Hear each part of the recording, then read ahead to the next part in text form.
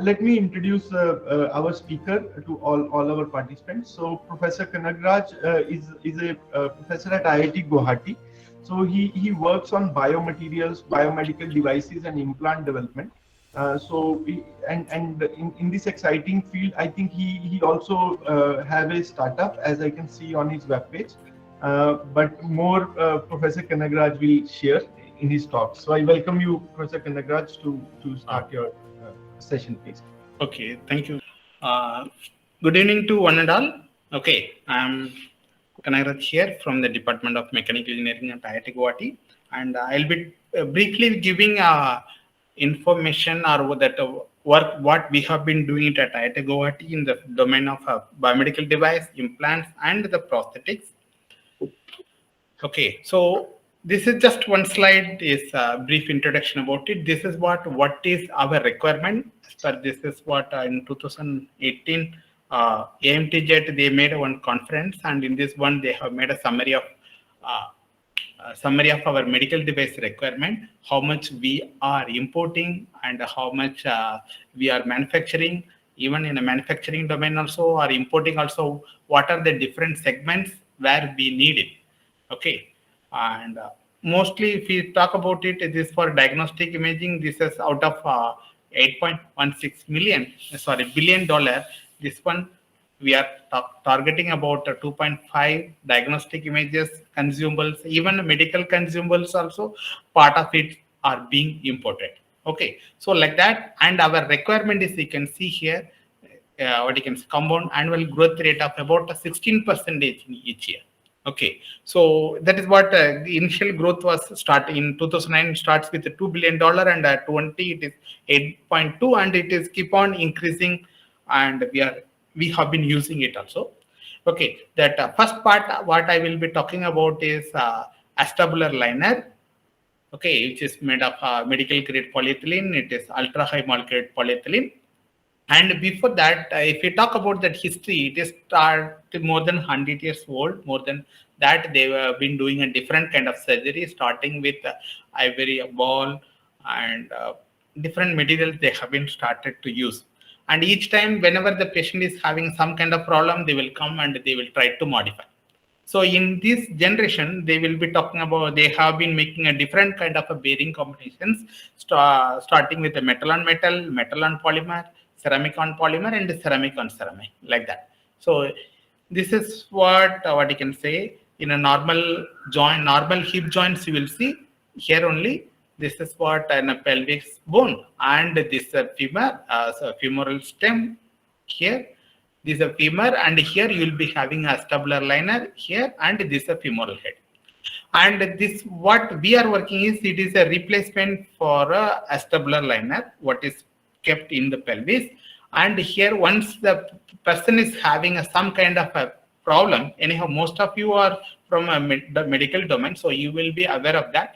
Just I am giving a brief information about it. So this is age-old problem that osteoarthritis, if it is coming, then there will be a, what you can say, that cartilage tissue will be damaged and it leading to bone contact. Then there will be a lot of the pain, the patient cannot walk or the person cannot walk.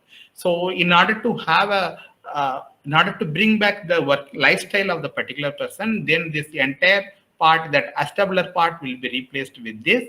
Okay, this is what the metallic backup will be fixed in the pelvis, and this is what that Astabular Liner, made of ultra high molecular polyethylene. This is where that femoral head will be moving around. It will be having a 3 degrees of friction, 3 degree of freedom, starting with flexion, flexion extension, then abduction adduction, as well as the rotation, along with the dynamic loading condition. Okay, he is a Dr. John Chonley. He started around the 1960s. He started to develop this metal on polymer total hip replacement with a bone cement. Okay, so that is what he started. And after that, in metal, they different kind of metal, starting with the cobalt, chromium, molybdenum alloy, and other things are being used. And though it is being used from 1960s onwards, 60 plus, but that number of wear debris generation from the Astabular cup is the major issue here. Okay, that's what initially they started with the pure polymer. Then after that, cross-linking polymer, highly cross-linked polymer, then alpha tocopherol dispersed to polymer and all. There are different stages of it.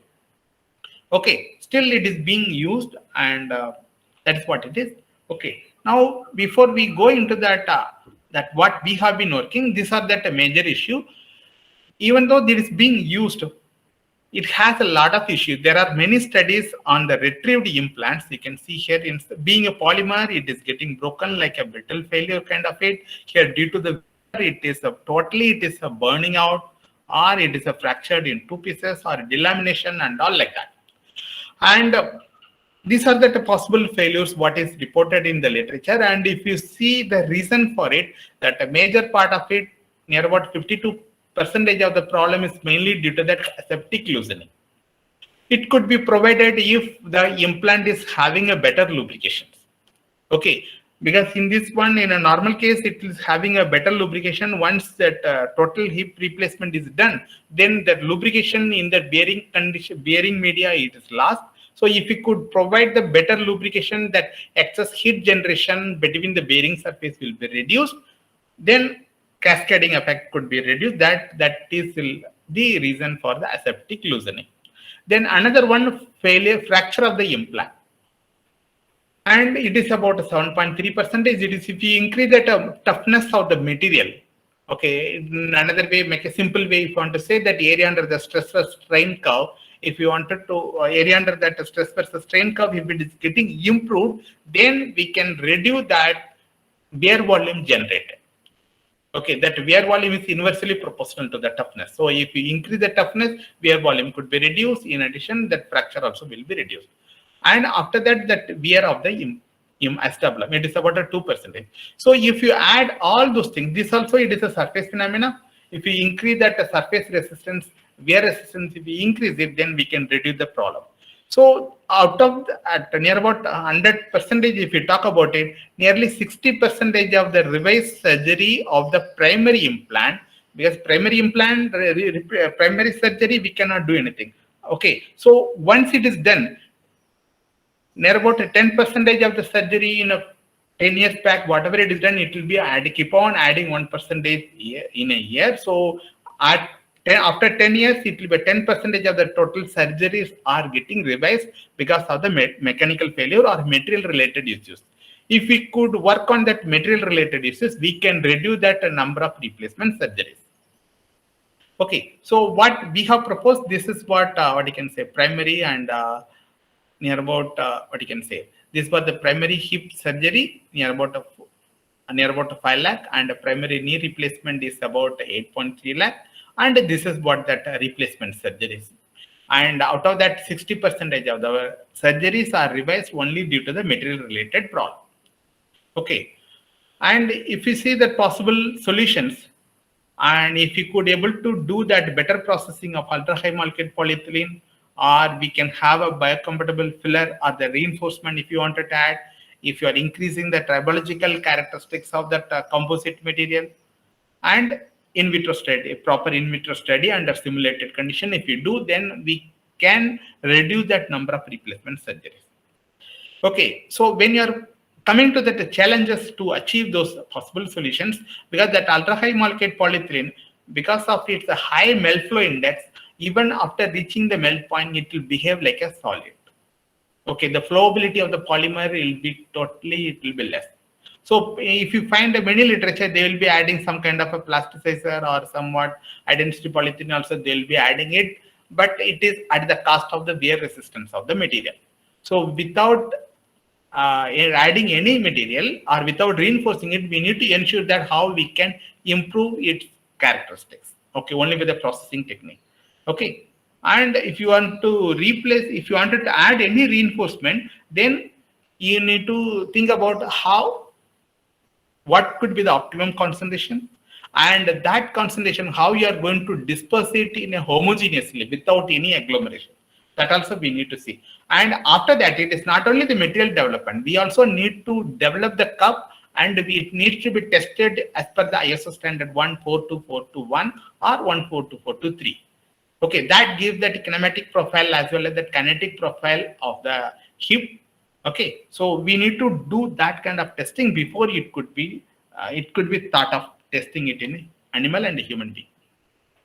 Okay, this part once it is implanted, how it will be looking like. Okay, this is in case of a hip replacement, this in case of a knee replacement. And once this material is developed and it is a weird studies are done, and the same material can be explored in all kind of a joint replacement. Okay, hip joint, knee joint, ankle joint, shoulder joint, all. Okay, only the geometrical constraint will be different. Rest of the material, this material can be used in all kind of joints. That's what it is. Okay. So where we are addressing, what kind of problem we are addressing it, when you talk about that success of the replacement, success of the total joint replacement, there are many factors, and we are mainly focusing on that engineering aspects only, that is the material properties. Okay, so it is a patient related factors. If at all they are young or elder people about 70 plus or maybe 40 plus, both are having a lot of significance on the success of the surgery. And how it is being fixed, whether it is a cement fixation or cementless fixation or mechanical fixation, all those things. And when we are talking about mechanical properties, material properties, what is the yield strength and what is the young smallness? Okay, as you know that modulus of the bone is around, cortical bone is around 20 gigapascal. This material will come, we need to bring the material characteristics at par with that. Okay, then only there won't be any mismatch in that stress shielding and all, it could be avoided. Okay, then this fellow bearing, whatever you are using it, whether it is a metal on metal, metal on polymer, ceramic on ceramic, ceramic on polymer, which combination we wanted to use it. So depending on that, the debris will be reduced or debris will have some kind of a cascading effect on the biological tissue. Then a design of the implant, and finally the surgeon skills. Okay, that is what how far he got expertise, and you'll find all those things. Okay, and in case of a replacement surgery, that most of the reason comes in that aseptic loosening, that is 50% of the replacement surgeries are done. If we could able to provide that a proper lubrication in that bearing surface, we can reduce that. Okay, this is what lack of lubrication, it will be due to that, leading to that localized overheating. Then excessive wear debris. If the temperature is more than the softening point, the shape of the cup also will be changed. Then that will be leading to softening, then wear debris generation, and it will be deposited everywhere. Then osteolysis will be happening. Then bone loss, then it will be leading to that aseptic loosening of it. So if we could reduce that localized heating and a number of wear debris generation, then we can reduce that. We can increase the lifespan of the implant. So in this case, what we are working on it is that we are working on a processing of ultra high molecule polyethylene and ultra high molecule polyethylene with Cnt Composites. Okay. So in this one, first we started with a material development, and after that a product Astabular cup development, and it's a characterization. Okay, that's what we'll be discussing. This is composites when you are making it, so we need to do all the mechanical characteristics before and after the irradiation. Once you do that irradiation, then how long, what you can say, there will be a cross-linking, and there will, in addition, there will be a free radicals also. So we need to ensure that the free radicals are to be scavenged in order to reduce that degradation of the material properties. So we need to ensure that the reinforcement, whatever it is being used, it could act as a reinforcing element. In addition, they also scavenge those free radicals, whatever it is getting generated due to the radiation process. Okay, that's what initially the properties will be good. In a due course of time, within 3 months and all like that, the properties will be getting deteriorated due to the radicals generation. Okay, then we have confirmed that Cnt as an antioxidant, and we have compared with the antioxidant at par with alpha tocopherol. So in order to observe those radicals, whatever it is generated, people that FDA has approved to use that alpha tocopherol, and these characteristics are at par with Cnt composite as well. Then wear characteristics, wear behavior of the material, and that test for biocompatibility as we are adding the reinforcement. And in addition, after that, we need to go for that in vitro testing as per the ISO standard. Okay, And this is what we have developed as Cnt Composites, and this is a pure polymer Cnt Composites and alpha T blended composite as well. Okay, here alpha tocopherol we have used about a 0.1 weight percentage. Though we have done a parametric study, I am giving just a summary of it. Okay, and this study we did it in a pin on disc machine.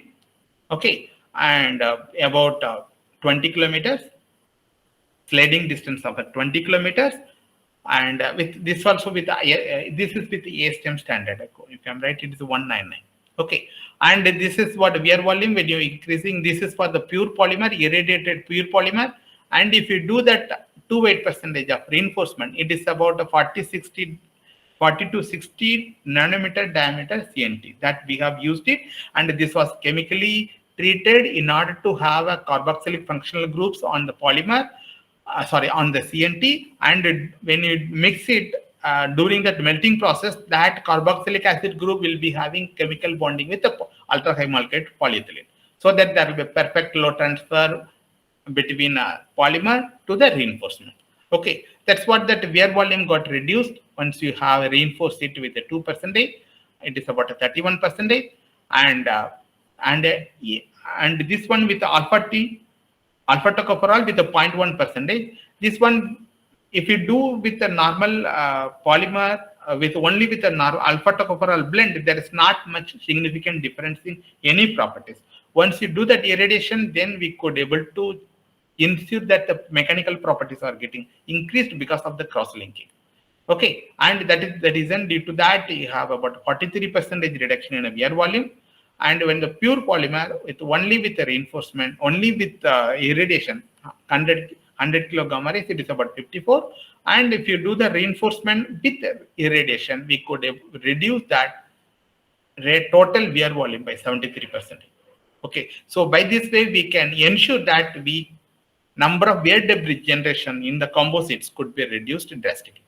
Okay, this is what it is, a pure virgin polymer and composites, and with alpha tocopherol 100 kilo gamma rays, and with 100 kilo gamma rays simple pure polymer. Then after the decomposite, we could reduce it. This is for normal test sample. In mechanical properties, we did with a dog bone shape, and this is what we did with pin on disc. So we'll cut a small specimen and we do that testing and all like that. Okay, and after getting these properties, we started to make a Astabular cup product. Okay, and this also we have started to make this composites from the medical grade polymer. With the sample the powder was given by the Ticona. It is a medical grade polymer, and with this powder, we started to make a Astabular cup. Okay, and what is being used commercially right now, that they are in Gujarat and all like that, they will be having a lot of product, and this powder extruded rods are getting imported. From this rod, they do that machining process with the desired dimension, and they will be getting that cup and all like that. Okay, and they will be mechanically clamped within the metallic backup, and it will be used in a total hip replacement. What we are proposing is that from the powder, we can directly get the product. Okay, so whatever the surface finish, you are going to get it in the Astabular liner. Okay, so that we were expecting to get without doing any machining process. That is what our novelty in our product. When we got our patent also, it is granted. Okay, so from this powder, we will have this is a silicon mold. We will be getting the desired shape and dimension. Okay, whatever the shape we wanted, we will be having it. And this is what the femoral head, what is commercially medical grade, whatever commercially available surface finish, whatever that femoral head is available in the market, the same thing has been used. Okay, so the same thing, and this assembly was used in a cold isostatic press, and you can see that you will be having a gold compaction and all like that. Okay, so you will be having that exact shape and the desired thickness. Okay, then outer periphery, it is anyhow, it is not a bearing surface, we will not bother about it, and that inner surface only the bearing surface. So here, as the ball ceramic, this is a cobalt chromium multinola, this ball is being used. Generally, what will happen, the ball will be having a surface roughness like that, and after cold isostatic press compaction, we did it in a conventional sintering at the same ball what you can say, pressed condition only. So what will happen, as it is a non-pressurized sintering, what will happen, wherever that peaks are there, this is what metallic surface finish, you can say, Astabular cup, sorry, in the femoral head. Okay, so these peaks are getting, if you see that the peaks are whatever it is there in a femoral head, they are all getting penetrated into the polymer. Okay, however, that as it is a non-pressurized sintering, so this is a as the polymer is also having high melt flow index, it is not going to fill into the cavity. Okay, so peaks in the polymer surface is restricted, only you will be having the value. So that will be leading to the platter finish surface just up by the manufacturing process. So by this way, we could, the density of the material is about more than 97%, and the bearing is about, it is a defect-free product. Okay, then we have optimized the processing condition. What is the compaction temperature and what is the compaction temperature and the sorry, it is a room temperature only, sintering temperature and the sintering duration. Okay, that we have optimized. Just excuse me. Hello? I'm in a meeting. I will call you later. Thank you. Okay, so we could optimize the properties, optimize the processing parameter in order to get the desired surface finish and all like that. So we could get that surface finish of about 19 nanometer without any machining process. Directly we could get that surface finish. Okay, and that finishing surface having the hardness of 5.6 Vickers hardness. Okay, and dimensional accuracy and all, everything we could retain it. And this is what the sintering kinetics, we have studied it. Okay, and each time you can see here, this is at a starting stage. These are that polymer powder, and once you start to heat it, you can see they started to diffuse one by one. Okay, and you can see here that there is grain boundaries, that boundaries, particle boundaries are getting diffused. Okay, and after that there's a diffusion and there will be no boundary at all. Okay, this is what you will be having, that semicrystalline polymer, and this is what how we could get that product.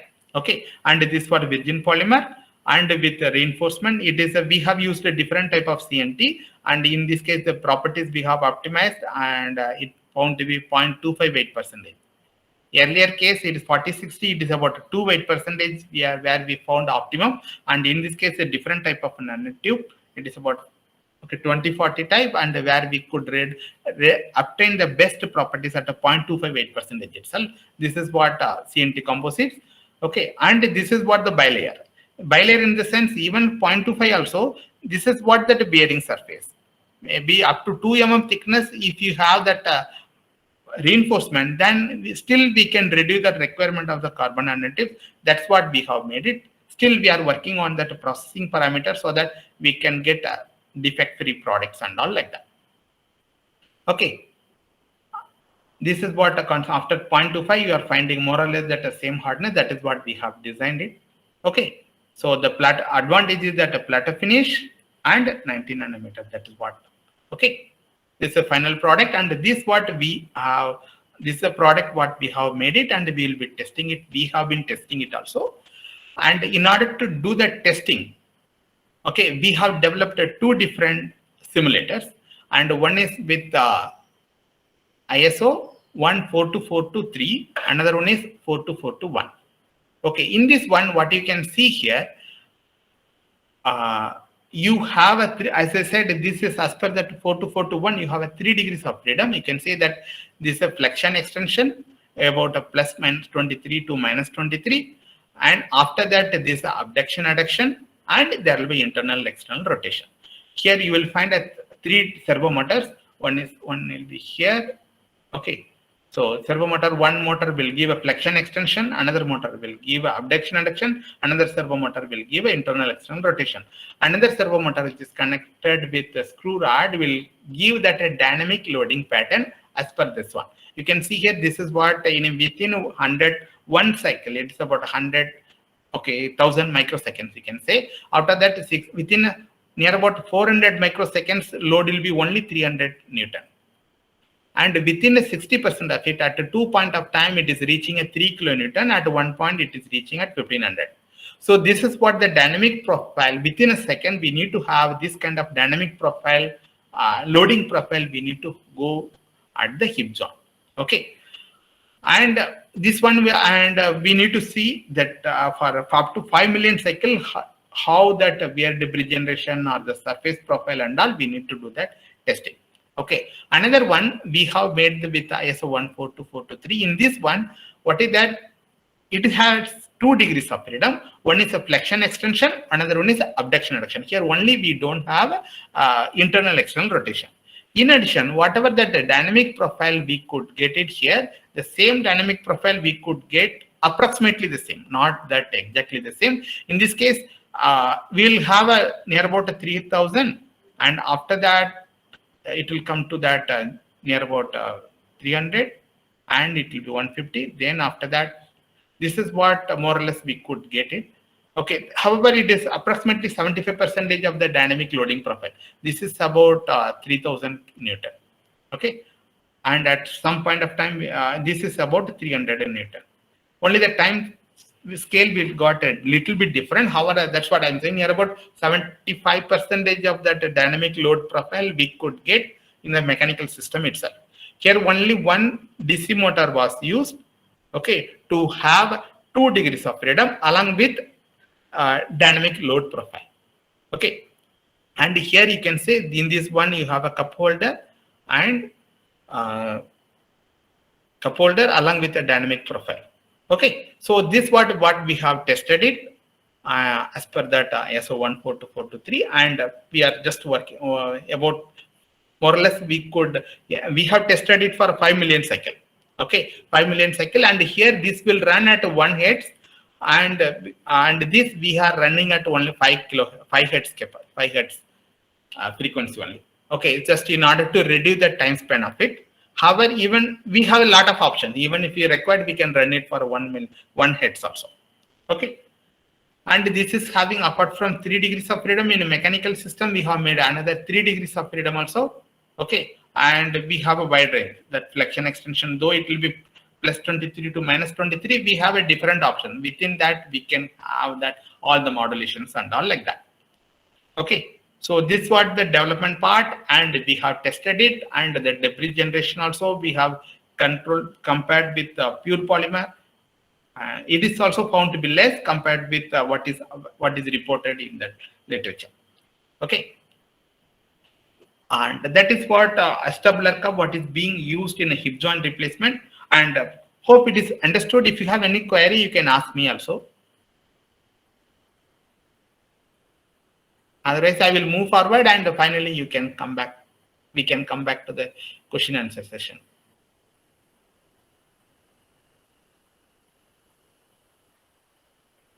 Hello?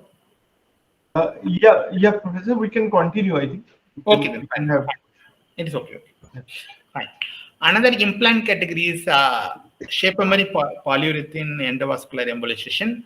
Okay, so right, this is, you can see that aneurysm in the blood vessels. Suppose in the blood vessels, at some portion of it lost its stiffness, then it become a balloon kind of it. Due to the blood pressure, then that whatever it is a balloon form of it is going to burst at some point of time. Then that mortality rate is very high. So once if it is identified that the doctors are using a platinum coil, they are filling it in that aneurysm, just to ensure that the packing factor is sufficient enough so that the blood flow will be restricted. Okay. So what we are planning to do is that once we get the shape of that aneurysm, we will be getting that 3D printed shape of it. Okay. This is what that ballooning. Okay. This is, however, it is enlarged version, by the way. Okay, we will get that after that. We will get that shape of that aneurysm, and that same thing will be getting a 3D printed using the shape memory polyurethane along with a radiopack material. Here we have used nanobarium sulfate. barium sulfate is being used as a radiopack material in a bone cement applications. However, in order to reduce the concentration, we have used a nanobarium sulfate, which will be having a higher radiopack or equivalent radiopack with a lower concentration. In a conventional case, here about a 10% is being used. Here we have used about 1 or 2%. Okay, in order to have a desired radiopack. Okay, and after once you make that shape of that aneurysm, as it is having that shape memory characteristics, we converted in the form of wire. Okay, converted in the form of what the future plan is that wire will be attached with the catheters and it will be deposited in the aneurysm zone. Okay, this area, and here the temperature is the external stimuli. Okay, so as soon as it reaches that body temperature, then it will get back to the original shape of that aneurysm, so that packing factor will be good, blood flow could be restricted to the maximum possible extent. Okay, so this is what our plan, and we have done a shape memory polyurethane, and that here initially we started with the tungsten. Okay, and tungsten and tantalum. Sorry, not tungsten. Tantalum we have used it because you may be knowing that 1X and all being used and EVOH also being used along with the tantalum. Okay, so this is the shape memory characteristics what we did. Okay, so initially we have made with a 1 centimeter cube. Okay, then one of its side got compressed by 50%, and it was kept it in that near about a 38 or 40 degrees centigrade. Okay, this is external study. Okay, so at a different interval we watched it and we ensured that it is coming back to the original shape of 1 centimeter cube. It means though it takes about near about what you can say 8 minutes time, so we can manipulate or we can play with that timing and getting that exact rate of recovery we can manipulate depending on the requirement. So in that way, you can say once you are inserting through the femoral artery till it reaches the desired destination, if it is taking 5 minutes time, so till 5 minutes time, we need to ensure that it is not gaining its original shape. We need to retain it like that. That is what this study we did it. And for in vitro study, what we did, we get that sample 8 mm, 7 mm, and these are 2 samples. Okay, and this after converting into the secondary shape, it got inserted. It was inserted, okay, in that catheter form, and we have made a silicone rubber and this aneurysm also. Though it is enlarged scale, okay, the lab scale we did it. Okay, and here we have ensured that the pulsatile flow is being carried out. Okay, the water will flow in a pulsatile medium, like pulsatile flow, like a blood which is pumped from the heart. The way it goes, the same flow rate with the pulsatile flow. And here we have this inserted that shape memory polymer within that.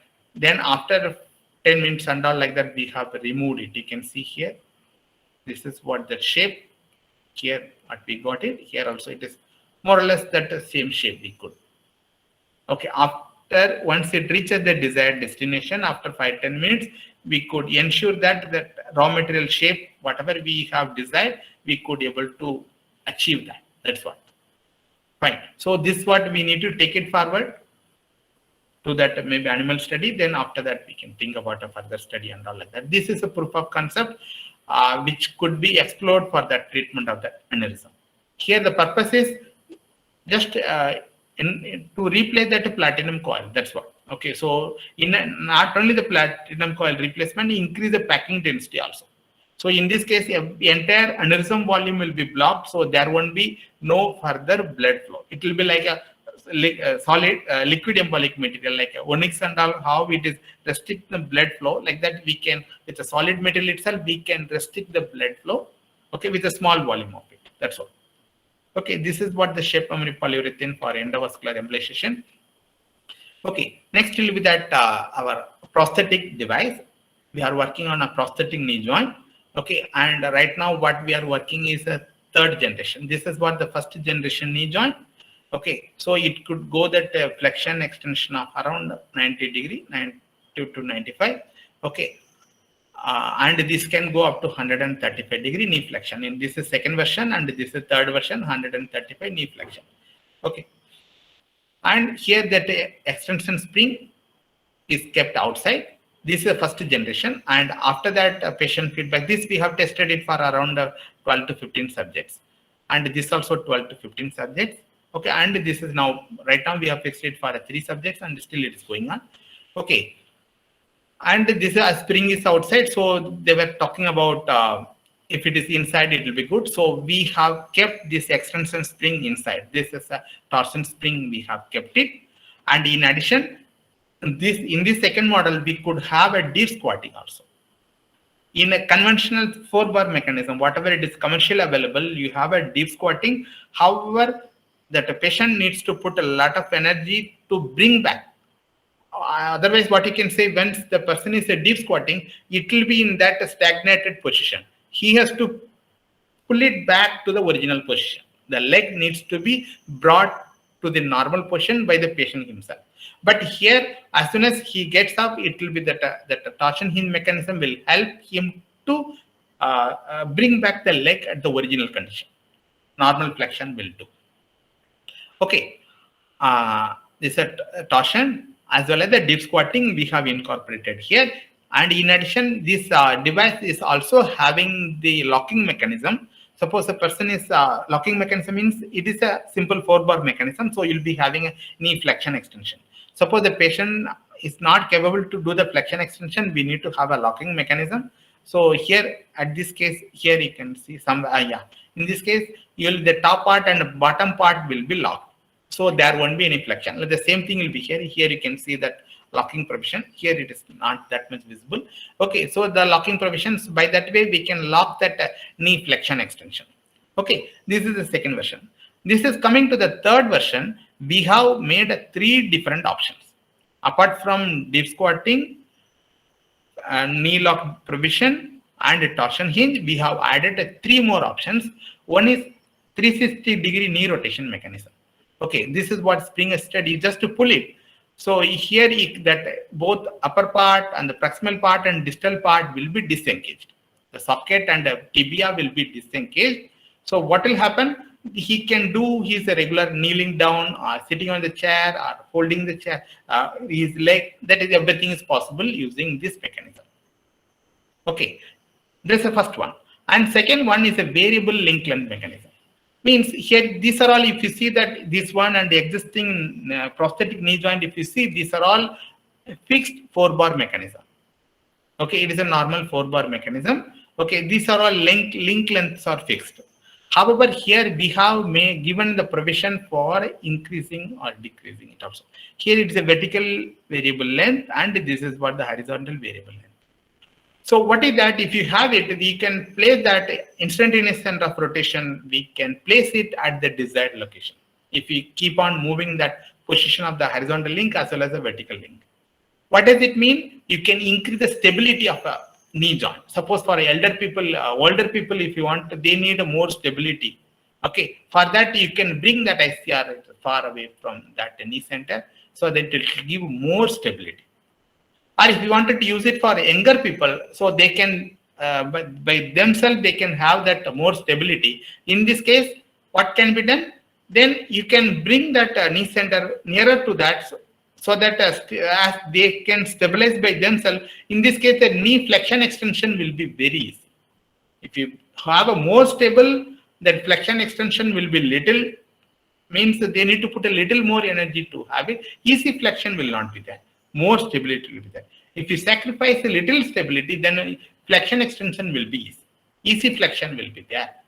Okay, that is what you can have. In addition, if the height of the person, if it is varying it, so depending on them, for the same stability or the same easy flexion, you can increase the link length so that it will be at par with the knee, hip center and all that. Okay, then third option is a Ftk alignment. You can see here, near about 10 mm, you can have a anterior posterior movement. Okay, the load line and knee axis, if you wanted to adjust it, this is mainly it is required for a prosthetist during that alignment fixation. So depending on the patient walking capability or that his condition, he can adjust its link line, adjust that TK alignment, truncated knee alignment, that he can do that. Okay. And we have the dip squatting up to 135, and we have tested as per the ISO 10328. Okay, and our objective is, you can see that we wanted to increase the functionality at the same time at that low, at the affordable price. Okay, that's what it is. And this is what that first generation knee joint what we have used it. Sometime we did it in Negrim Shillong, and some of the patients are from Prosthetic Clinic Center at Kanyakumari. Okay, this is what some of the people whom we have tested it. Okay, you can see this is he is from what you can say, from with the Betic group we have collaborated. They have used it, and this is for gait in a MGM Hospital Mumbai, where we did that gait analysis of it. Okay, that's what. This is with the different knee joints, different subjects with the first generation knee joints, and this is with the second generation knee joints. And you can see here, this is a one army person, how he is. It was very good, and it was, and most of the things we have taken on the day one only after fixing it, and we have fixed it for bilateral amputee also. Okay, maybe initially it will be in a locked condition, where that the patient needs to, in a bilateral condition, most of the time that prosthetist used to suggest the person need to stand at least till he get a confidence. Till about 1 month period, they will be simply sitting and standing only. They will not have any walking. Then once they get a confidence, then after that they slowly they can go for a. Initially it will be in a locked condition. They will be walking, and after that they will be having a knee flexion, extension, and all like that. Okay, that is what. And this is what the third generation what I was telling now. So you can adjust it. You can have a different alpha stability as well as a beta stability. You can adjust that knee center and all, or that what you can say, instantaneous center of rotation. Okay, this is what how it works. And this what, as I said, we have done for 3 different patients. Okay, and this is in our gait lab what we have tested it, and this is during a normal walking. You can see here how they are walking in and all. And even they, on the day after that, they have been given training in using the staircase without locking. Initially, whatever we tried it with locked condition, and the day 1 onwards, they started to practice without locking condition, knee flexion, extension, and all like that. Staircase, ascent, descent, and the ramp also. You can see here, ramp walking, ascent and descent also they are doing. And after that, as a knee rotating mechanism is there, they are sitting on the chair comfortably, and they are sitting on the ground. Okay, and this is what the dip squatting. Okay, you can see here. And in addition, after that, knee rotating option is there. They can do that, wear that shoe and lace and all, everything they can do by themselves. Shoelace tightening and all they do by themselves. And this is what that alignment fixation. Okay, not only that joint making and fitting and all, we need to make that alignment also. Okay, that where, because it has a lot of assembly, mechanical assembly. Okay, so we need to adjust the screw position and all in order to ensure that the load line is passing through it. Okay, that's what we used to make it in our gait lab. And this is after fixation how it will be looking like. Here we have given provision for adjusting. This is what the till we have given it for 3 subjects, and a few more are waiting. Maybe within it is going. Okay, that's what. And coming to that socket fabrication system, and sometimes when we get this is, you can say, for ebony amputees, this is what one army person we got his MRI data also. Okay, and this is what his, from MRI we could able to gather this information. Okay, you can see here it is exactly knee articulation, and in addition there are 2 fractures. They have not diffused properly. Okay, and the doctor said no more surgery is possible. Within that only we need to do that. Okay, so we have been working on that socket design. Okay, so entire load will be bearing in this place only. It will be doing like that only. Okay, so that we have made a lot of trial. Okay, so even when before we use the software or the stress analysis part, when they are using, even in some other company, whatever they are using it, even 3-4 times also they have revised that socket. Still the patient is not comfortable because of this bony prominence, because the stress pattern is even little bit stress is more, then when during that compression stage, if it is more, then that is the point at which that failure is getting started. Okay, during that analysis. That is what we have made a different socket, before 5 different type of socket design we made, and during a doning as well as during a heel strike, how it is load is getting transferred, and wherever the stress distribution is there, no stress distribution is there, then we will remove, we will make a window kind of it, so that there will be a breathing of the stump. The same thing we are having. This is work is going on. We have not tested it with a subject. This is for ebony and this is for a below. We take that scan of that residual stump, 3D scan, and we do all the modifications or the stress distribution and all like that. Then after that, we make a 3D printed socket. Okay. Then this for below knee, as it is a depending on that when a orthopedic surgeon used to say that the angel fracture and complicated fracture. This could be useful only for the angel fracture kind of it. Okay, we have this what that after making it. Once you make this one, then we have been discussing with the prosthetist and all like that. Okay, then he will be giving about a lot of modification where it should be pressure point and all like that. This what after that it will be a, you cannot make with a conventional. So that's what a 3D printed we did, and after that we have tested it also. Okay, and we are working on the liner as well, because if you use that conventional one, the liner itself in a conventional case it costing about 8,000 and all like that.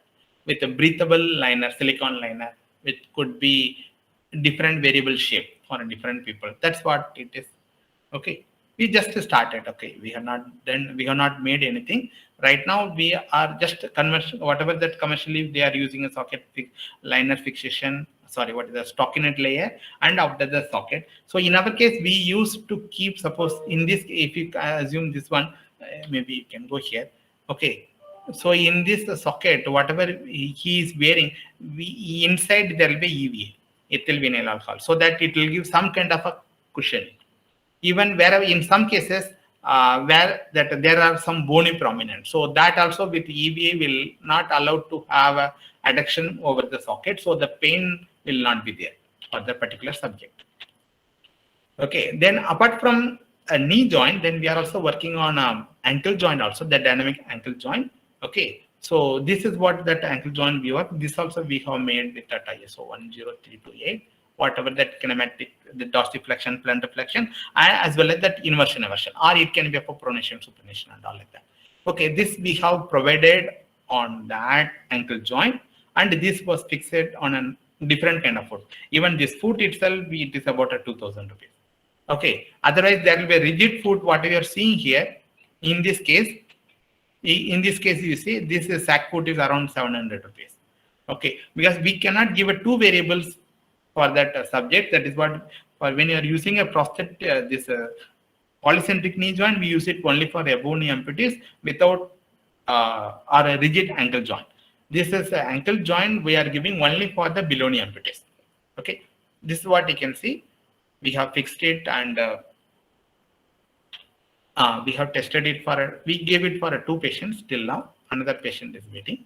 Okay, after the alignment and walking, you can see here that knee flexion extension, plantar flexion, dorsiflexion is very much helpful for the subject.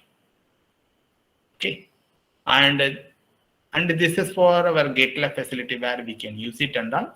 Okay, for this patient, as he has been using it for a long time, so that's what we have used only the fixed one. Okay, so at least he could walk comfortably. Gait analysis, and this is for the dynamic ankle joint. You can see here.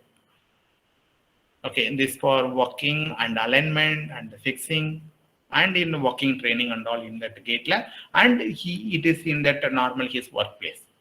Okay, and he was feeling more comfortable with the required dorsiflexion, plantar flexion, and all like that. Okay, this another type of ankle joint we are working on it. Okay, it is a different type. Okay, in order to reduce its weight and all like that, this is second stage. Okay, so we will be working. That's what it is, a polycentric concentric pivot system. It can, we are working on it. This prototype is only being made. Oh, sorry. Okay, and this is what that gait lab where we are testing our subjects. Okay, here we have 8 IR cameras. You can see here 8 infrared cameras, and all that biomarkers will keep it, and all kind of range of motion of different joints can be studied in this. Okay, so different kind of musculoskeletal disorder can be identified, and this is a pressure mapping unit, so we can have a different kind of a foot disorder that could be identified. So once we identify the problem, then we start to work on those assistive devices so that they can have a good quality of life. And after fixing it, that's what I said, the rehabilitation and all like that, alignment, rehabilitation and all. And this muscle activity also we can measure it. Suppose the person is coming with what you can say, back pain and all like that, which muscle is exactly need to be addressed in order to give a muscle strengthening exercise so that his back pain could be reduced. And here calf muscles and all, that's what, so muscle activity. Okay, EMG sensor. And this is that this is an instrument. This one is accelerometer and a gyroscope, so you can have a spatiotemporal parameters and all like that. Okay, this is what it is in our IIT Guwahati, which is being used for our rehabilitation purpose and all like that. And this is one of the applications of the pressure mapping unit. You can, as said, you can have all kind of foot disorder. You can see here, this is for a normal foot. Okay, this is in a heel position, this is a metatarsal and the toe. Okay, it will be like that. And if at all the flat foot is there, you can see in the middle portion, it is also in contact with the ground. Okay, and it means that the person who is having a flat foot, he cannot walk more than, if at all he is walking more than 1 or 2 kilometers, he will be having a pain. Okay, so and not only that, as the loading pattern is different in heel and metatarsal and greater toe, it will be having some kind of effect on ankle joint, knee joint and hip joint in a due course of time. This is one kind of flat foot, and another kind of foot is cavity, what you can say higher foot or hollow foot kind of it. Okay, so here in this case, it is additional support is coming. Here there is no support in the lateral side of the foot. Okay, so just you can insert a paper in this direction, it will go and come back on another side. That's all. Okay, so this kind of problem also can be addressed. And another one, suppose the person is having a knee osteoarthritis. Okay, so in this case, you can see here they will as the knee having a problem or the just one minute.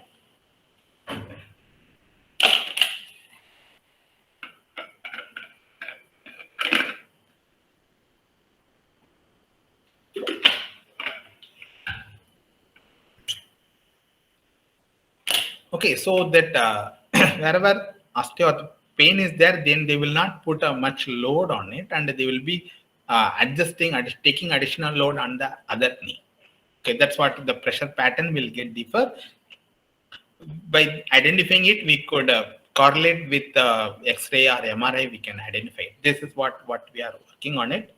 Okay, that when the some subject is coming. Okay, so what kind of plan we do so that the device can be developed for them and all like that. So when the subject comes, we collect that anthropometric data, and we used to ask the subjects to work on the pressure mapping unit. Okay, and what kind of a disorder it is there, we can identify. Okay, and based on that, what is the problem? Once we identify the problem, we in our lab we have one prosthetist and a physiotherapist. Okay, so they used to make a report, and that will be passed on to the orthopedic surgeon. Generally, we will be referred with the patient will be referred by the orthopedic surgeon only. Will be forwarding the data to the subject as well as the orthopedic surgeon, and they will be doing another follow-up and all like that. Okay, that's what. Otherwise, if you need to do some kind of orthotic device, then it will be mainly that for all the flat foot, we are making an insole and all like that, and we will be taking a 3D scan and of the foot, and we'll be modifying it. We'll be making a 3D mold, and we'll be filling that with a metamaterial auxetic based one, and we'll be making the insole, and we'll do that study and all like that. Okay, this is what that study. Okay, and we will be getting a 3D pressure map, that is 3D scanning of the foot. Okay, exact foot and navicular test and all we will do, NT test. Okay, navicular drop test and how much we need to adjust it, and after that, once we make it, then we do adjust. we need to give wherever support is need to be given, we'll be making that CAD model, and this 3D printed model we will be using it this exactly. Then after that we'll be making a mold. Okay, and in this one we'll be filling it with a silicon line. Silicon we'll be filling it in the mold and we'll be getting the liner out of it. And wherever we need to give a pressure distribution, this what that unit cells. Okay, we applied for patent also. Okay, with the Tata Steel. Okay, and this will be placing it in a different position in order to ensure, in order to give a support or the pressure distribution. Okay, then after that we'll make the insole and that will be tested with the subject, and in due course of time it will be giving a support so that the pressure distribution will be uniform after due course of time. Okay, this is what we have tested it. Okay, so you can see here in a midfoot we could give a support better than a normal case. Okay, and in addition at that heel or hind foot, you can see that pressure reduction, and the front foot or the metatarsal also you will find that pressure reduction at all. Okay, fine. So wherever the pressure is need to be released or wherever that support needs to be given, we could confirm it in our study and all. Okay, this is with a shoe and with a shoe insole. Okay, with a composite insole and all like that. In the front foot we could reduce it, and midfoot we can give a support, and hind foot also we could reduce the load. That is what. Sorry, here we will be reducing the load. Okay. And yeah, how much time do I have, Dr. Tiraj? Yeah, Professor Kananga, you can carry on. Okay, fine. Okay, so this one, another one is, this is one of my what you can say, prosthetics. Along with him, we started to work on it. This is the knee brace. Okay, this is what commercially available 3-point lever system. Okay, so and it is about near about 40 to 50,000 it is. Okay, so we wanted to develop a somewhat affordable material, affordable device with a simple polycentric jack screw system. Okay, so here also what you can say, once you apply load in both sides, there will be a reaction. Okay, so due to that reaction, then the gap in that medial side could be increased. Otherwise, what will happen in this case, the distance will be very small. Okay, or it is in a contact. If you use this kind of knee jack screw system, what you can say, knee brace, we can unload it. If at all we could identify this problem at the stage 1 or stage 2, if subject is using this kind of a knee brace, is shifting that load. Okay, we can shift that load from medial side to the lateral side. One way we are unloading the damaged part. In most of the time, if you see the literature, near about 80% of the subjects are having most of the damage in the medial side. Okay, for time being, if we shift that, if at all that problem is identified at a very early stage, if you shift that load from medial to the lateral, there are two advantages. First is you are not loading the damaged part, so it is getting unloaded. And second one, if it is at a preliminary stage, that cartilage cannot be regenerated, but up to some level, because the people are using it as gel also. Okay, so it will help to regenerate the cartilage. That also with the certain level of that damage. So that also we can explore, so that that cartilage will come back to the original shape and size. Okay, and if at all in both cases it is there, then the knee brace can. In this case, it is not a load bearing component. Okay, it is just, it will give a reaction force. If it is made in a load bearing, load transfer, then we need to use a 2 knee braces. So when a person, that ground reaction force will not pass through that knee, which is having a high end of osteoarthritis. This can be explored for a person who is not willing to go for knee replacement surgery, or he is unfit for the surgery. In both cases, that load transfer mechanism, it is a orthosis. Okay, so you can use those device at that outside, so he can go for at least normal day-to-day activities he can do. This is only at the preliminary stage of our development. Okay, and this is for foot drop people. Okay, so this is what he was just flat, just with what you can say, And plantar flexion is not there. As soon as he touches, then it will be suddenly a little bit off. So in that existing orthosis, we have made a spring control device, so that load will be, energy will be stored and it will be released. So we'll be having a proper plantar flexion and a dorsiflexion. This is what without AFO and with AFO, which will be having us at par with the sound leg. Okay, this is what we have used it also, and he has been using it. And most of the cases, all that assistive devices, what we are working, we are giving to the subject, and they have been using it. Okay, it is okay. And this is another device we have developed it. We have not even tested for a subject. It is for a paraplegic patient. Okay, so below that waist, their leg is not working. Okay, so however they can rotate their body. Okay, so if they could able to rotate the body, this in reciprocating orthosis, we can, this rotation motion can be converted into leg movement of it. That is what we have made it there. Okay. Here we have the modular version, so that whatever may be the waist size, we can reduce or can increase it and all like that. Okay, we have made the product, and that we are not getting that the patient for whom we designed it, and he is not returning. That is what we had to do. That is what, however, we have made the modular version. Okay, that all that hip joints and all like that, everything we can made it. We have made it, and it needs to be tested with the subject. Mainly, it is a reciprocating orthosis, mainly for paraplegic subjects. And another one is a suture mediated closure device. Okay, so this one, suppose when a doctor is doing a minimally invasive surgery, when they are making a puncture in the femoral artery, if it is a 4 mm size, then there are a lot of devices for the even perclose proglide and all like that. With a single device, they can close it. If the diameter of that puncture site is more, if it is 6 mm, 8 mm, or 10 mm, if they are making it, because of that device, whatever it is going to be inserted into the femoral artery. So depending on the size, they will puncture sites will be increased. In this case, they need to use a 2 device or 3 device to close the puncture sites.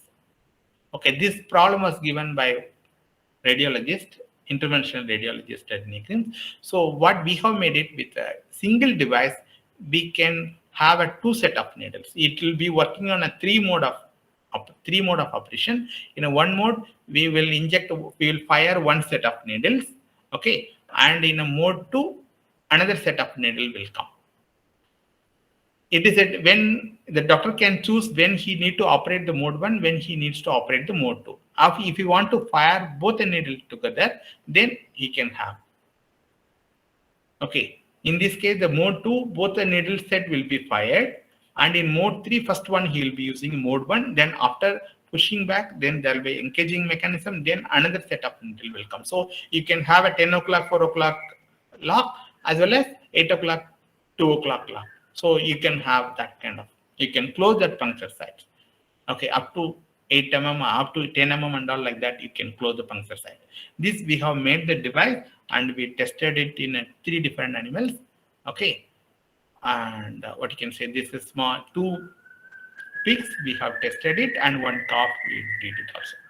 Okay, we need to, that's what the status right now. And this is one, what you can say, one what you can say, one assistive device, the assistive robot. Okay, this can deliver. During the corona period, we were asked to design and deliver that one, what you can say, drug and food delivery device in what you can say, in isolated ward. Okay, and this what with we have made it, and one company with the Andhrabot is a startup company at IIT Guwahati. Okay, we have made it, and it was given also in then Chief Minister Mr. Sonawal, he has given to that as a medical college in 2021 last year, and a lot of this is 3rd version of it. Okay, and this one, before I conclude, there are 2 more devices, not more than that. Okay, so this one, this is what you will be finding it in an existing cochlear implant.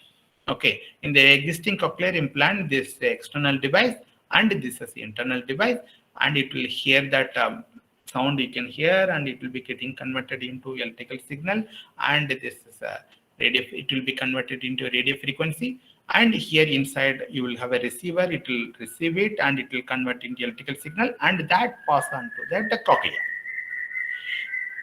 In this one, we are working on many attempts. Okay, first one is once you insert that electrode into the system, what will happen due to the surgical procedure? There are lot of free radicals. Okay, reactive oxygen species are large amount of it is coming generated that will kill that residual hearing of it. Okay, so we have proposed that some kind of scavenging unit, hydroxyl scavenging material. It's a purely it is nanomaterial. Okay, so that is cerium zirconium material. Okay, that we have used it to scavenge those excess generation of hydroxyl radicals. That will help to preserve the residual hearing. That is one. And we have tested it that CZ, cerium zirconium, whatever we made it, that we have tested it in animal and even subcutaneous and percutaneous and all, and we have confirmed that hydroxyl radicals are controlled significantly. Okay, and another one, this is that cochlear implant, and what we have proposed is a piezoelectric sensor. Okay, this is what that aluminum nitride with a different layer of what you can say, it is a different nanometer level thickness. Okay, and a different length also. It is a cantilever beam kind of it. And this is a piezoelectric material, and this is a substrate, and these are all connecting material. Okay, and this is what somewhat balancing one. Okay, so in this one, what we have found is that this is a piezoelectric sensor. Okay, it is in the range of maximum of 3000 micron.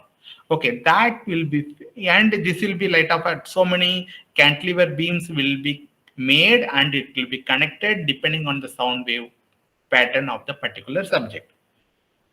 After that, it will be fixed within the cochlea near that round window. Okay, sorry, near that mobile window. And this is our hypothesis. Right now, we have made that sensor, and our in vitro studies are going on. Our hypothesis is that this, once you fix this piezoelectric sensor inside the cochlea, so here in this case, middle ear is working and outer ear is working, middle ear is working. So inside that waves will be getting a transfer. This movement will be transferred in the cochlear fluid. It is nothing but a phosphate buffer solution equivalent. So these waves, so as it is a piezoelectric metal, it will give the pressure wave will be transferred to the piezoelectric metal. It will give that a signal.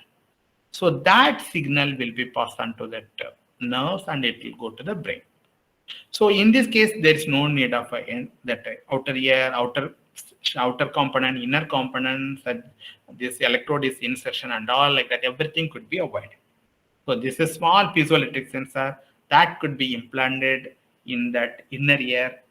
That will be auto power. Here also, there you no need any separate power medium, because that wave, whatever it is getting generated, that will be helping to generate that electrical signal that will be passed on to that.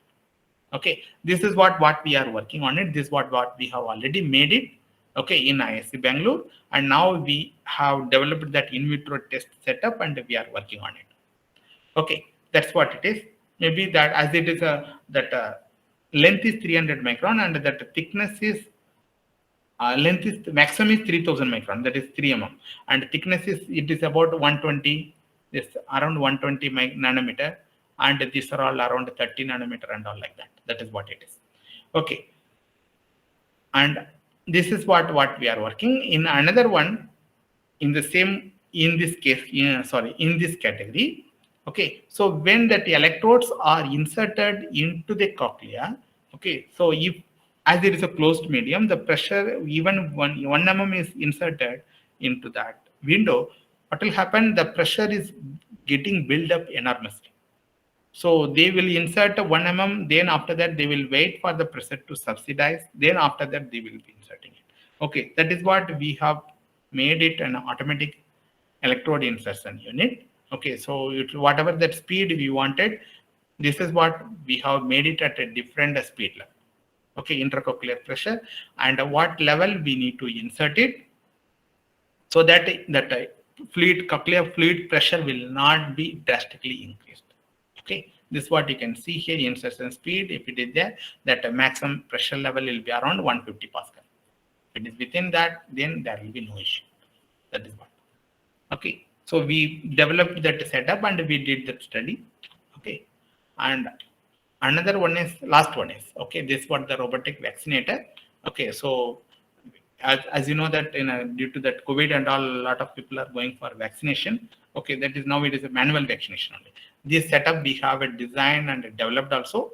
Okay, so this one, and in this case, what will happen? It will be automated. This robotic vaccinator, automated, and that wastage of the drugs could be reduced drastically. Okay, if they are using for 100 subjects, near about medicine that what you can say that medicine drugs worth of 5 people is getting wasted. Okay, in a normal, if you take everything, so if we could save that drugs, whatever it is, medicine, whatever it is being used for vaccination. In addition, we could make it automated. This product is ready. Okay, just as it is industry project, that's what we put it like that. Okay, this was our research team, and I'd like to take that opportunity to acknowledge all my students, PhD students, MTech students, project staff, and other funding agencies and all like that. With that, I would like to thank you all. That's all. This is our Gate Lab. If anyone is interested, they can join in LinkedIn. All kind of activity, whatever we are doing, we are updating there. You're all most welcome to visit IIT Guwahati and visit the lab and visit the facilities. Okay, that's all from my side. Yeah. Yeah. Thanks a lot, sir. Thanks for a wonderful talk. So the talk is open for questions. Yes, sir. So I didn't get about that leg. That why can't we use knee joint and ankle joint together? Okay. In case of even if we talk about that ankle joint itself, we had given option for plantar flexion, dorsiflexion, as well as the inversion eversion or supination, pronation, you can say. But the patient, when we are trying it, at the time only we realized that 2 degrees of freedom, it is not because they are trying it first time. Okay, so we have stopped them. We have stopped one of the degrees of freedom, like inversion eversion. We stopped it. We have given a provision for locking it, and right now we can have only the plantar flexion, dorsiflexion. So once the patient is comfortable to walk, maybe after a few months and all, then we can unlock that inversion eversion. Okay, that is the situation. But if you have a bony amputation, having the variable in that hip knee joint and variable in the ankle joint, it is not at all desirable from the safety point of view.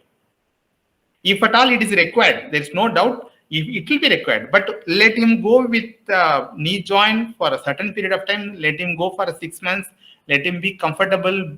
Otherwise, what happen? Always fall of fearing will be there. So due to that, his walking pattern may not be at par with the sound leg. So that this is from the experience only. But practically, if we speak, everything can be done. Okay, so we need to use it with the knee joint. Okay, after that we can go with the ankle joint. In ankle joint also, you need to go with only 1 degree of freedom. Then we need to bring that second degree of freedom later on. Okay, sir. Thank you. This is a practical problem. Okay, so it is not engineering problem.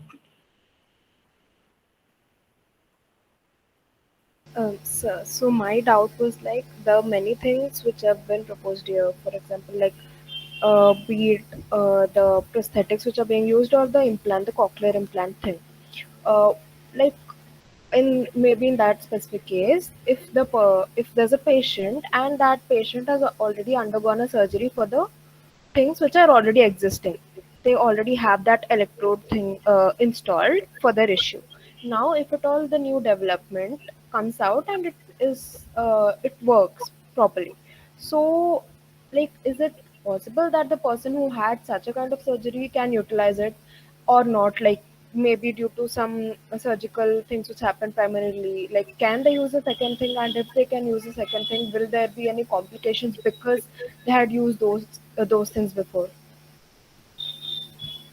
This is about a prosthetic or implant you are talking about? Implants, sir. In here I'm talking about implant.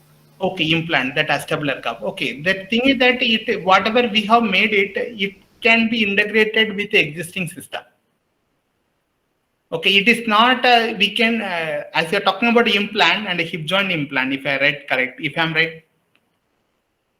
Yes, sir. Yes, sir. Okay, so it is something we expect that the patient will be going through this surgery once in lifetime. Okay, so if otherwise what will happen, say at the age of 50 he is going for that knee hip replacement surgery, then generally it goes for metal on polymer or ceramic on polymer, it goes for 15 to 20 years. At the age of second, it needs to be revised. 100% it needs to be revised. Maybe when it to be revised, that is depending on the activity of the particular subject, the patient. If his activity level is more, then the rate of wear will be more. Then there will be a lot of complication comes. Maybe due to there are even without the what you can say, without any role of the patient also, that infection related issue comes, he has to go for a replacement. And the wear of the implant, that also he needs to go for replacement. And the failure, breakage, all those things are there. Assume that everything is perfect. Then also the patient needs to go for surgery, revised surgery after within 15 to 20 years. That is the lifespan. Okay, so you are expecting at 30, 50, he is using it. At the 70, when he go for that revised surgery, his body condition will not allow him to go for a higher end surgery. That is what our doctor always tried to postpone it, so that he may need the surgery only for 15 to 20 years. After that, he does not need it at all. Okay, okay, sir. It is not a plug and play kind of it. As that, if you are working on a prosthetic or orthotic device, no issue. You can go, if today you are wearing one and you don't like it, tomorrow you go and replace. That is not possible in case of the implant.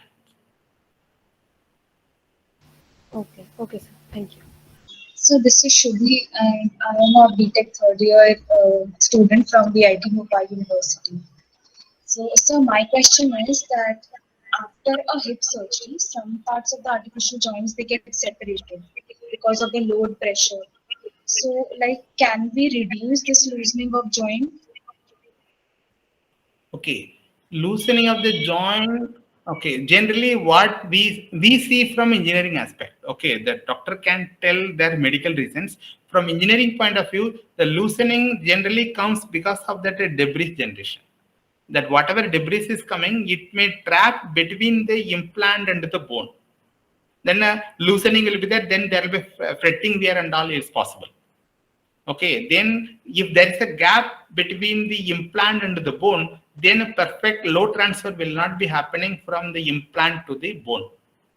After all, that implant is just maybe in the femur, it is about 1/3 or 1/3 length of it. After that, load needs to be transferred to the femur. Then if it is a gap is there, then perfect load transfer will not be happening. Then a patient will have a pain. If at all any gap is present there due to the wear debris. I hope it is okay Yes, with sir. you. Yes, sir. Okay, it is from my knowledge. Okay, because doctor, that's what I'm saying. Doctor can say different version of it. We are seeing it from engineering aspect. The debris, it will be accumulated between the interface. That will be damaging that perfect load transfer between femur and that implant.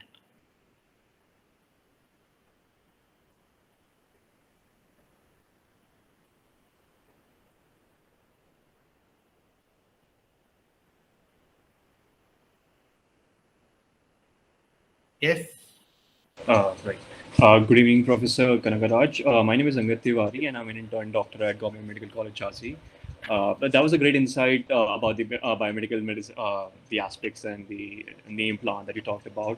It was an enriching experience. I just have a query regarding the material that is being used in the prosthetics that the IIT Guwahati has developed. Personally, I've seen that the kind of prosthetics, especially the Jaipur foot, which is very popular in the country, the patient tends to, and since India is a tropical country, the patient do have the hyperhidrosis, which is the excessive sweating, right? So, and they tend to develop contact dermatitis, problems like contact dermatitis and stop edema. So, do you think the kind of prosthetic which the IIT Guwahati has developed does it address, or does it have any long-term implication on the material of the prosthetic being used due to the excessive sweating, or does the prosthetic does address the issues like the contact dermatitis, which is commonly seen in the chairfoot foot? Okay, thank you. And in this case, what you are telling is that mainly on the socket related issue.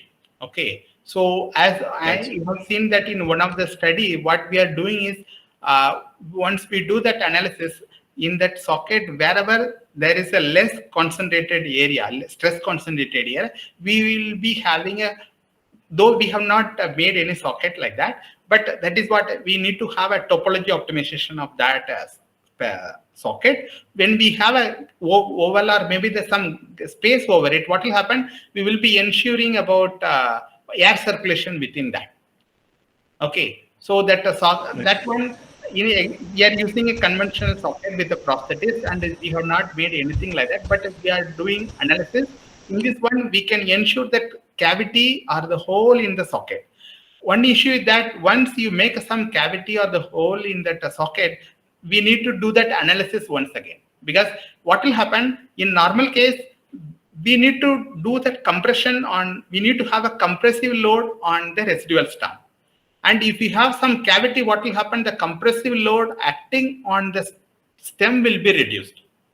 Then it will, we don't know what will be happening on the, because for engineering side, you can have a cavity and reduce the stress. But that compressive force, what is required over the stump, that will be reduced. That is what we are working on it, how we can ensure that same compressive force so that that adduction on that residual stump could be reduced, not at the cost of the functional activity of it. However, as you are talking about that sweating and all like that, maybe what you can say, somewhere we can have a breathable, that liner, whatever it is being used, we can think of a breathable liner so that it could be absorbed and maybe air circulation and all. That could be possible. That mostly it comes with a prosthetist and engineering, both we need to work together. Then only it is feasible. We have not, for whatever patient study we did, we have not made anything. However, that analysis is going. Right, sir. Thank you. Thank you, sir. Thank you.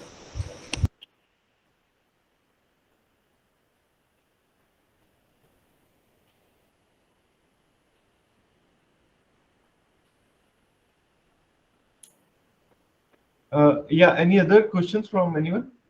No, one question is there in a chat box. Okay. What is the state of this ultra high molecular polymer relevant at high temperature when they are really concerned the functioning of that? State of this relevant at high temperature. High temperature, Mr. Danis, are you there? Yes, sir. No. Can you please, what high temperature you are talking about? So during your presentation, you made a mention of how that that material, that polyester, behaves at a high temperature.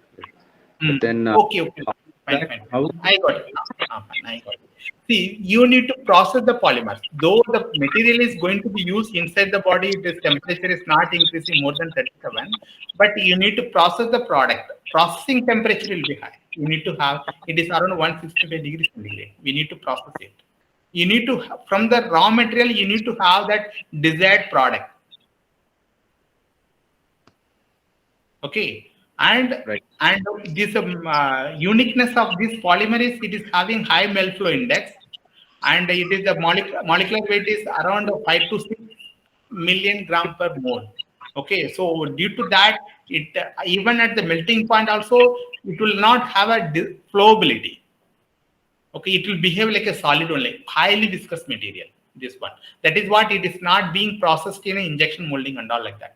So you need to, what we are generally, it is available in the market is extruded rod.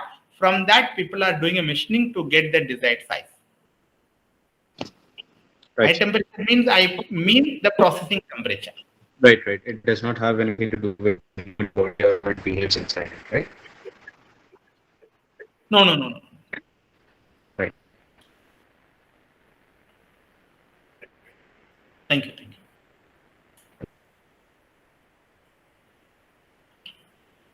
Satyabharati. Hello, sir. Yeah, Satya, go ahead. Sir, I just wanted to know again the method Please that was introduce used in yourself first. aneurysm. Please introduce yourself first. Hello. Satyabharati, can you please introduce yourself, then ask your question. Yes, sir. Hello, I am Satyabharati, third year MBBS student from Surat, Gujarat. Sir, I Fine. just wanted to know more about the aneurysm treating method which you have discussed it for the printed radio. Yeah. So in this one, that current technique is filling that aneurysm zone with a platinum coil. That coil will be inserted into the femoral artery via the catheters, and once it there will be just, it will be a coil kind of it. Once it reaches that aneurysm and it is filled, then after that there will be catheter will be detached from the that coil. However, that limitation is that the packing density is not high. Still, there is a blood flow. Okay, and already this is something, blood vessel came in the form of a balloon. Okay, that it becomes so soft. Okay, the continue, if we are allowing the blood flow, then at some point of time, even after filling also, it may burst. That is the reason why people are going for a liquid and embolic material like onyx and all like that. What we are proposing is that solid embolic material. Once we get that pattern, aneurysm shape and size, we will make it a 3D printed shape memory polymer. We'll make that product of the same shape and size with 3D printed. Whatever I have shown, it is a enlarged version. Okay, we are not because it is for, we need to test it outside before we go into the animal and all like that.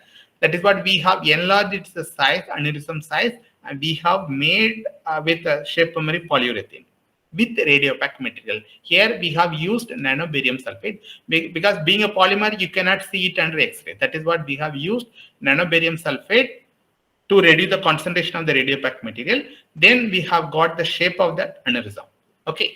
Then for in vitro test, what we did, we got some kind of a shape. Okay, some kind of a irregular shape kind of it. Then we converted in the form of small wire and it was inserted in the catheters kind of it, like a tube. Okay, and that we have inserted into the artificially made blood vessel. We have made with a silicone rubber with aneurysm with the enlarged size. And we have inserted this polymer, shape memory polymer, we have inserted into the cavity. And after 5-10 minutes, we saw that we could get the same shape of that aneurysm, the initial material. That is the proof of concept we did it. So, sir, it will prevent the high blood flow through it so that it may not burst out. No, it will not. That is what it will be in the same shape till 10 minutes of time. Till 10 minutes, it will retain its shape. That is what I said, we need to play with shape and size so that till 10 minutes, it will not increase its size. Once it reaches the desired destination, then we will allow to increase, we come back to the original shape and size. Okay, sir. During insertion, nothing will happen. Okay. Thank you, sir. Thank you.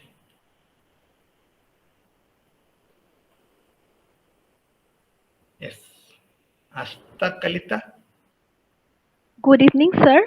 I am third year chemical engineering student from Assam Engineering College, Guwahati.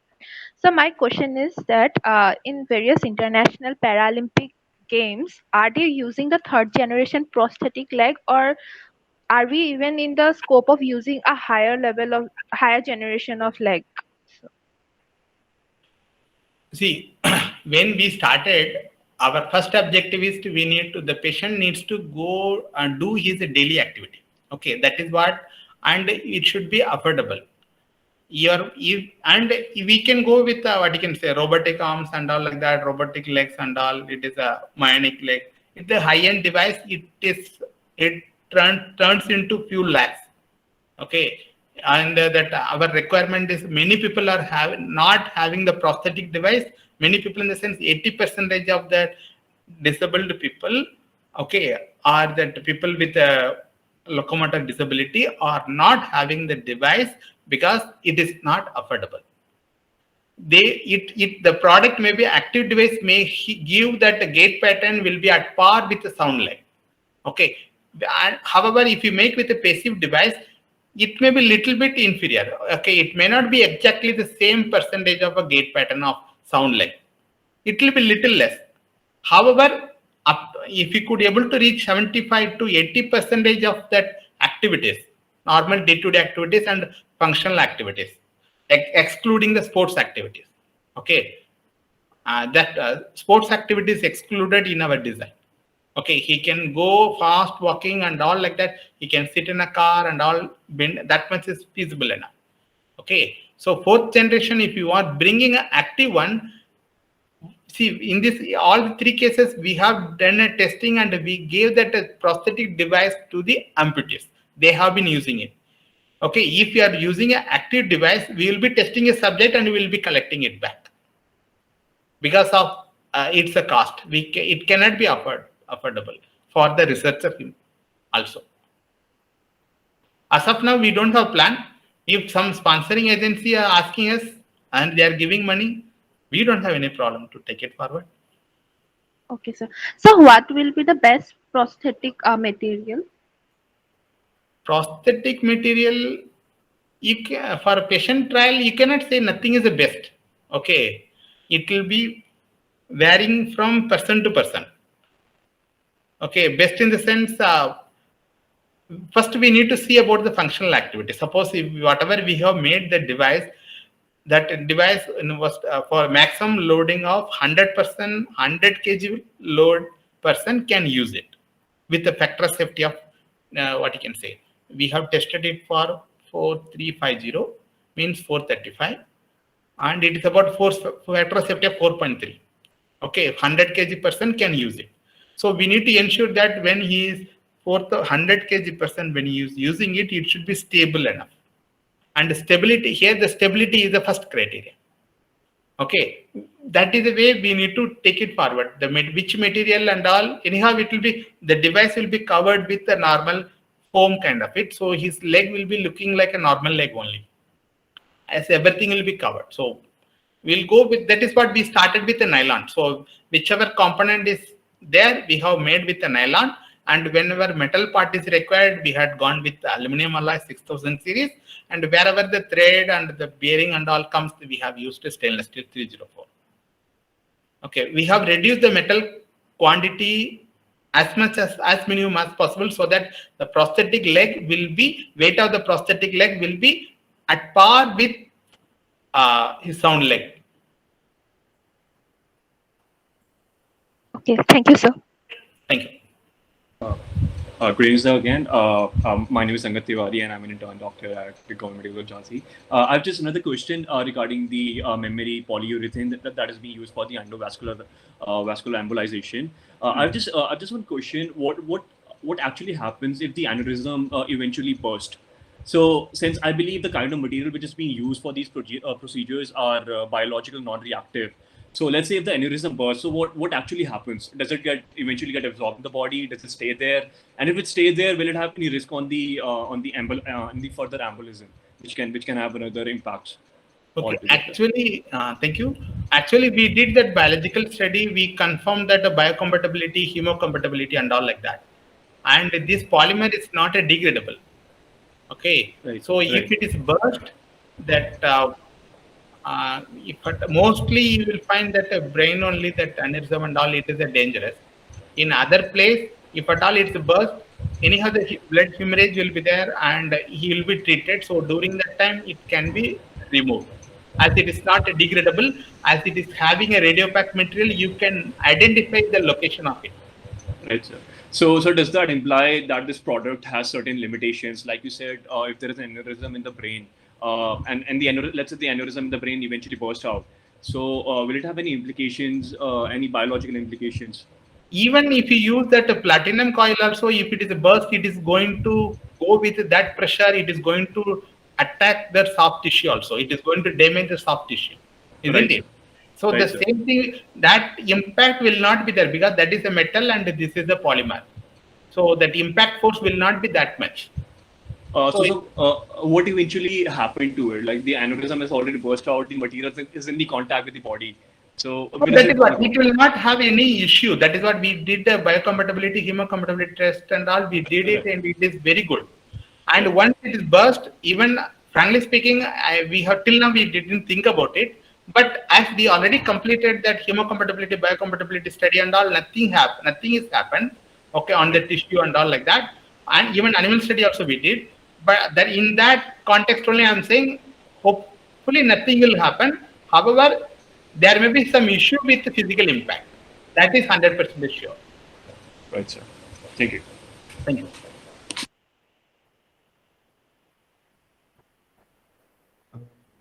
Yeah, so that's very intensive discussion. So any other questions from anyone? No, so thank you, Professor Kanagaraj. I was really impressed by the quality of questions from the cohort of students here. Very interesting. Just for my curiosity, when you said that there is a lot of fabrication involved and customization involved because each patient is different, In the especially socket. looking at so how do you think the world of additive manufacturing, because I think some of the questions that I think Angad was asking regarding sweat and so on. So if you adopt a additive manufacturing kind of a approach where you could have different kind of materials built one into the other, do you see that technology matured enough to be integrated with this kind of developments? It could be possible because that whatever the socket needs to be made right now, we are thinking about some kind of a one-way valve. Okay, so right now the fixing is only the mechanical fixing, like a stockinette layer and AVA. It is being used. In addition, the friction is not coming. Friction is there. Okay. However, if you make that one-way valve due to the compression, if the pressure is released, vacuum is created, that will hold it. Okay, that is what that clamping, how we can clamp it. Okay, in addition, we have some holes and all like that, the breathable liners and all. But if we are going for a 3D printing and all like that, I have bit reservation. I don't know because we have not looked into that direction till now. So the thing is that when you are making it, you may be generalizing something, because then only it will be mass production and all like that. When you are generalizing something, there itself the purpose is lost. Yeah. Okay. So we need to think patient specific and that time also, because at least 10 subjects you are collecting it, all 10 are different socket. Fracture and the bony prominence, because mostly the issue comes with the bony prominence. That we cannot generalize where it will be falling. Okay, so it will be taking some time, because we should not say, being from engineering side, we cannot say nothing is possible. It is possible. However, we need to do a lot of iterations and we need to come with a plan. We need to do a lot of study. Yeah. Okay. Thanks, Doc. Thank you. Thank you. So, Professor Kanagaraj, I also have one question that in the implant, the hip implant, you are basically the polymer, the HDP, is in touch with metallic material. So how does this adhesion sustain? Like, for example, we are also doing some hydrogen, high pressure hydrogen storage cylinder development. There also this metal and polymer adhesion is coming up as a problem. Do you see some shearing issues at the interface? Okay, thank you. And generally, in a normal case, they are mechanically interlocked. Due to roughness or due to... No, the mechanical groove will be there in the metallic backup. Okay, and in the polymer also, whatever we made it, outer periphery is smooth. Okay, in practical case, it will not be there. It will be having a lot of grooves. That will be exactly fitting with the metallic backup, which is going to be fixed in the pelvis. Okay. They will be interlocked in such a way that, what you can say, nothing is damaged. Okay. It is only with the mechanical interlocking. There's no other fixing technique. Okay. Thank you. Thank you. Yeah. So, sir, I think it's a wonderful talk, Professor Kanagaraj, and I think students really had a very fruitful discussion with you. With this, I would invite Dr. Sumitesh to give his closing remarks. No, what else can I say? I think I know Dr. Kanagaraj for almost like 10 years, and I think or more than 10 years now, Doc. But he has always been very passionate about bioimplants and prosthetics and so on. And I would definitely request any of the students who are going to that part of the country on behalf of Dr. Kanagaraj and IIT Guwahati to definitely visit his lab. He loves to show his contribution, and I think I think since the first day I met him, he always has this thing of doing something good for the society. I think that's why, irrespective of the fact that we might have just worked for almost like 3 years on some project from some government of India project on carbon nanotubes and so on, but we have kept in touch because of something or the other that he does for the social cause. And so I think when we were looking for this course and a speaker, I think we couldn't get someone better than you. So thank you, Doctor, agreeing. And I'm sure you and your students, if they are interested, they can join this cohort that we have, and they can add value from IIT Roper side, and particularly from 8 Kriya. I think thank you. I don't know if Sujitesh is online. I'm not able to see. Sujitesh, would you like to add something? No, not audible, sir.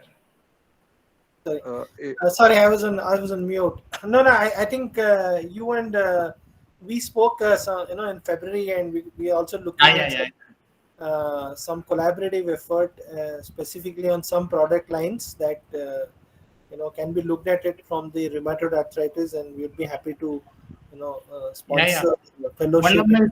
One of my student, he is a physiotherapist. He started to work on that as an implant. So we're looking forward to that, and I'm sure that in some of the assignments, projects that this Eduthon will have, I think this is your lab and you and your team. I think these are some of the good reference points. So I'm sure this presentation of yours, already there is a recording. I think there's a lot of information, so people can go through it, and I'm sure they can take some reference points and cues to for their own projects. And I'm looking forward, especially for a couple of students under your guidance from IIT Guwahati to also participate and do some work for our foundation. So definitely. I know we talked about around the summer time, so I think we are almost there, and looking forward to that interaction. Yeah, thank you so much. Everyone is welcome. Okay. Yeah. Thank you, Professor. Okay, thank you. Thank you. Bye then. Thank you. Bye then. Thank you. Bye. Thank you.